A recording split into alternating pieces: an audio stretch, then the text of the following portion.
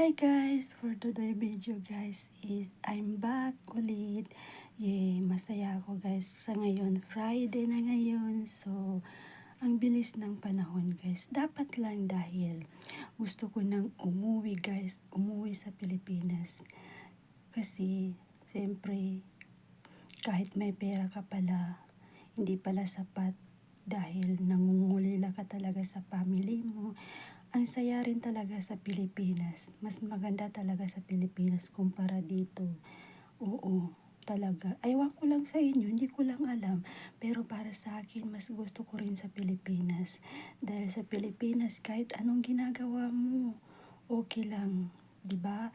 Dito, super higpit.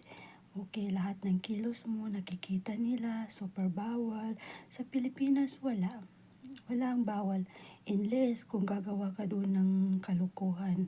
Pero kung wala naman, mga labing-labing lang, okay lang. Pero dito, I don't know na lang.